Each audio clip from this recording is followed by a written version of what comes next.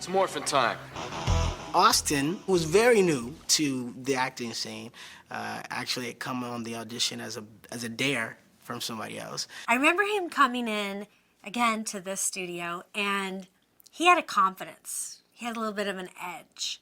And it was nice because you could really start to see their different personalities when they came into audition and how it was going to work in terms of the chemistry of the cast and what each was going to bring to that particular ranger. He had this youthfulness. Of course, he was in very good shape. He was a martial artist and all of that, but there was a certain innocence to him that came along with that strength, which made him a really appealing hero type. He was the youngest of us, so he had a lot of growing pains, I think, to go through. And just to see the way he grew, you know, he was always pushing himself to do better as far as acting, as far as martial arts, as far as gymnastics. It's like, you know, if I did a backflip, he had to do a backflip. Of course, he landed on his neck a couple of times, but he would get it eventually, right? I love Austin. He's really, really funny. And he took this role so seriously. Like, he was not messing around. And I love Elvis.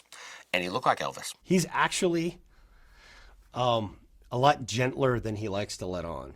I mean, he's a big, beefy looking dude, but he's really nice. He came from a very interesting background of family issues, and you know, I have a lot of respect of what he had to go through and the maturing process that he had to go through, and sort of in the beginning being cast as the leader of all of us. He had an interesting challenge ahead of him because at some point in the season or in the arc of the story of the first year, a new mysterious ranger appeared. He was the leader in the beginning. I was kind of like the lone ranger, so I was kind of on my own.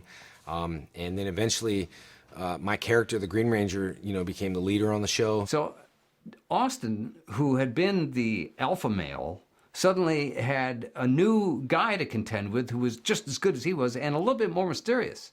And to his credit, he didn't give us a lot of heat and a lot of trouble. It was okay.